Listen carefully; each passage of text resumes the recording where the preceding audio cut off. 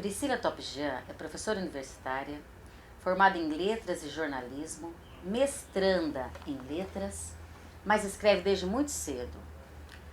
Apaixonada por literatura, publica seus textos em redes sociais, blogs e coletâneas. É responsável pelo Chama Litera, espaço destinado ao estudo e à prática da escrita literária aqui em São José do Rio Preto. Bem-vinda, Priscila. Muito obrigada por esse convite, Patrícia. Bom, em suas redes sociais você fala que escreve desde muito cedo. Como foi que isso começou?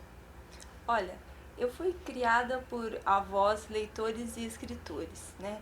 A minha avó escrevia muito bem, publicava. O meu avô, vendedor de livros, logo que se aposentou, se dedicou à venda de livros. Então, ler fazia parte da nossa vida, do nosso cotidiano. Mesmo que fosse o dia tivesse sido bastante tumultuado, nós parávamos à noite para ter esse momento de leitura, para viver um pouquinho em estado de poesia, né? Então eu acho que a leitura foi fundamental, me inspirou para a escrita, com certeza. Que máximo! E quando que você começou a publicar seus livros? Olha, primeiramente eu comecei as minhas publicações em 2009 pela internet. Eu me juntei com mais duas amigas de São Paulo e nós criamos um blog chamado Casa das Três Mulheres. Lá nós publicávamos contos, cada uma publicava um conto um dia da semana. Posteriormente, com o boom do Facebook, nós migramos do blog pro Facebook. E aí eu passei a publicar textos mais curtos, né? Fragmentos literários, poemas menores. E também pelo Facebook eu pude conhecer outros autores independentes e nós juntos publicamos a nossa primeira antologia, a princípio uma antologia artesanal, que eu trouxe aqui para mostrar para vocês, que é dos 6 Poetas Amanhã. E depois disso eu não parei mais de publicar em coletâneas. Aqui, essa foi a nossa primeira antologia artesanal, Que costurada, linda. isso, feita pelo...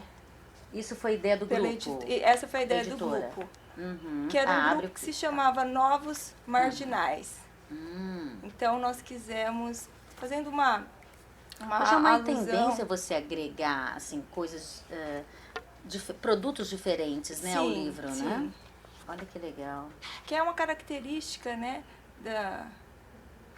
que lindo. Dos autores que começam aí à margem das grandes editoras. Que bacana. Muito lindo, parabéns. Então nós começamos aqui, né, fazendo uma alusão aos poetas marginais do passado, Ana Cristina César, dentre outros, que começaram publicando através do mimeógrafo. Então, na verdade, foi uma brincadeira com isso também, né? Então o estilo que vocês escolheram de letra, de fonte, já remete a esse passado, né? Já tem já tem esse papel, né? O papel, né? Toda a nossa escolha, que a bárbaro. forma, a distribuição. Mas tudo começou na internet, feito. Né, Priscila? Tudo começou na internet. Aí depois eu passei a participar de coletâneas aí com editoras, né? Não com material artesanal. E qual que é o papel da internet hoje, na sua opinião, no mercado editorial? Olha, eu acho que nós não podemos deixar de falar da questão do e-commerce, né? Que, de certa forma, hoje em dia é responsável por uma parcela bem grande da venda aí dos livros, né? E também o e-commerce que vai, de alguma forma, limitar a venda das livrarias, né? Dessas lojas físicas. Mas eu acho que a internet foi bastante importante, principalmente para os autores independentes, né? Porque popularizou, democratizou, democratizou, né? Eu acho bem democrático, assim, porque... Mas você acha que isso está ocupando, de certa forma, um lugar no mercado das editoras?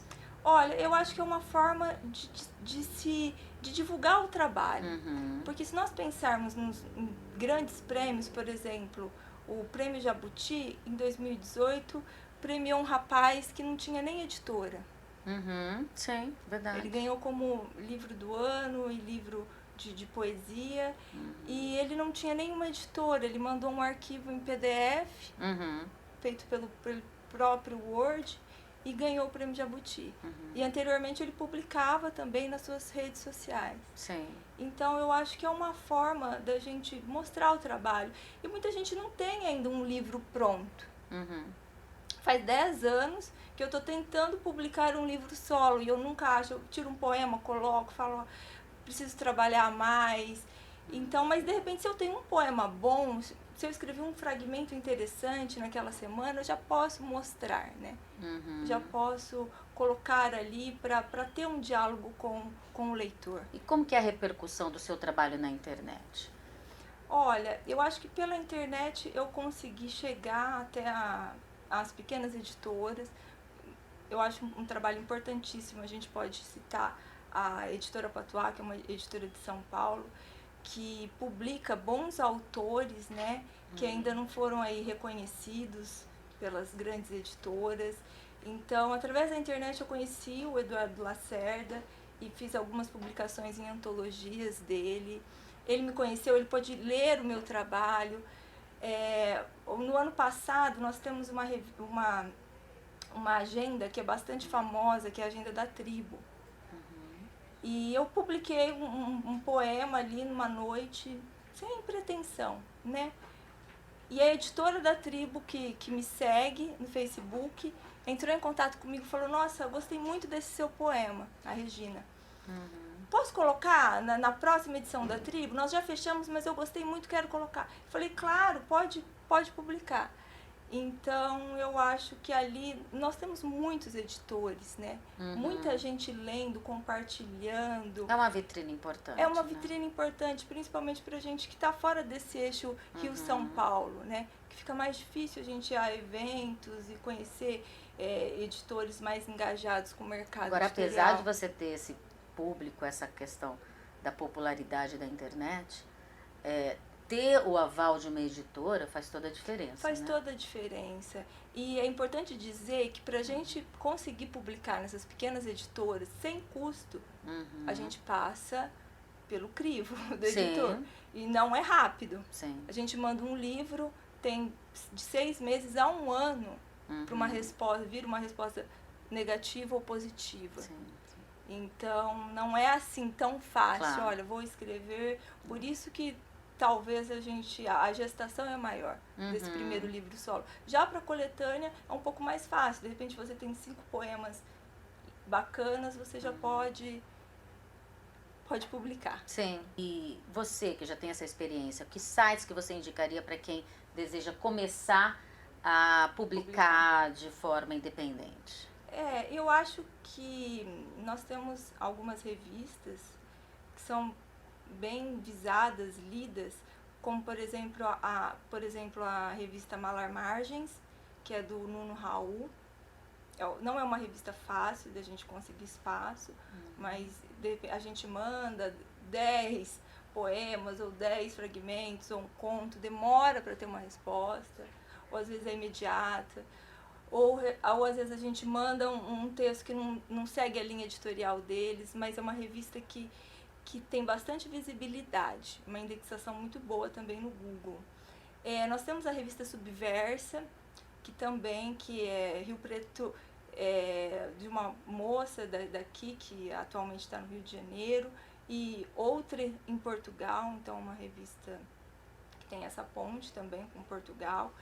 E eu acho uma revista mais democrática, já não é tão difícil conseguir publicar um texto lá. E atualmente elas estão fazendo a edição impressa também. Elas reúnem autores que publicaram naquele ano e a partir disso sai a edição impressa. E a revista Gueto, que é também uma revista bastante procurada, principalmente por professores de literatura da academia, que escrevem também. Eu acho que são 3 revistas bem importantes que vale a pena a gente tentar publicar. a gente fez uma matéria agora na revista Vida e Arte sobre uma Insta Poet que teve aí um sucesso tremendo em todo o mundo, que é a Rupi Kaur. Não sei se você conhece. Ah, conheço. E você segue alguns Insta Poets ou Net Writers? Quais que são os seus prediletos? Sigo vários. A Rupi você conhece? Conheço. Principalmente, acho principalmente interessante a gente ler na língua, né? Quem sabe inglês, tem domínio do inglês. É bem diferente, né, do que ler a tradução. O impacto é diferente da leitura. Já tem muito livro dela traduzido, já, né? Mas eu acho que o original é... Eu gosto. Eu gosto de ler os dois, isso. normalmente. Eu gosto para ver puder, como que foi esse processo aí, puder né? ter acesso também. Mas eu sigo muitos, como é uma revista de Rio Preto, né? Eu tenho tanta gente boa em Rio Preto. No ano passado eu descobri um autor de contos excelente chamado Fernando Buzinari. Ele publica em alguns sites. Um rapaz ótimo, com uma densidade. Eu também leio desde sempre o Sidney Olívio. Aí tem esse pessoal mais jovem, como a Suzel, que publica. O Sidney Olívio, ele já tem vários livros publicados, né? E também publica pela sua página, principalmente pela sua página do Facebook. Eu conheci por lá. Olha que interessante. Depois que eu fui ler os livros dele. E nós temos muito, tem esse pessoal mais jovem aí, o João Pedro Liossi, o Valdir, tem o Márcio Watanabe, enfim, não quero ser injusta com ninguém, porque tem muita gente boa que reside em Rio Preto produzindo bons textos. E Rio Preto é uma cidade que tem um importante centro de formação de escritores, né? Que é a Unesp, então talvez seja uma das razões aí para você ter tanta gente boa escrevendo e produzindo, né? Isso, em Rio Preto. Estudando, né? A pesquisa ajuda bastante, né? Bom, como professora, quais dicas você daria para as pessoas que desejam escrever bem? Olha, eu sei que muita gente é contra, mas eu sou inteiramente partidária da intuição. Eu acho que sem intuição fica bastante difícil escrever, assim, ou pelo menos ter aquele impulso para a escrita.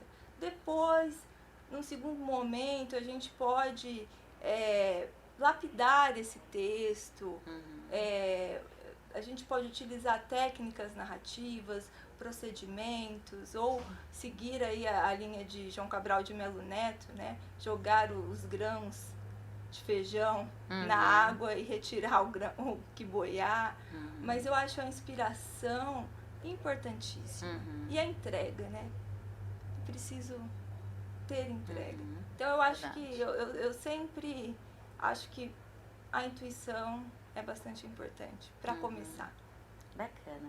Bom, para encerrar, você poderia declamar um de seus poemas? Vou sim. Eu vou declamar um poema que foi publicado numa coletânea no ano passado, da Chama Litera, e dos autores de lá. É um texto, vou ler um texto menor, já próprio para ser lido no Instagram, né? Se a gente pensar que a gente está lendo um poema, aí de repente tem a foto de um prato, aí de repente tem uma foto de viagem, então... Precisa ser texto não pode ser muito longo, né, Priscila? Então, de repente a gente tem que condensar. O título é Do Meu Querer para a Tua Adolescência. É um poema inspirado, já que a gente está falando de inspiração, num quadro do Cândido Portinari. O menino da pintura brincava dentro da tela, alheio ao meu fogo que o mirava de longe. Ele, que não sabia da tela, empinava a pipa, seu papagaio de papel. Ele, que não sabia da pintura, só conhecia os bulbos das lâmpadas, colava vidro nos fios e me eletrocutava. Maravilhoso, parabéns. Muito obrigada. Obrigada, viu? Muito obrigada. Um prazer estar aqui com vocês.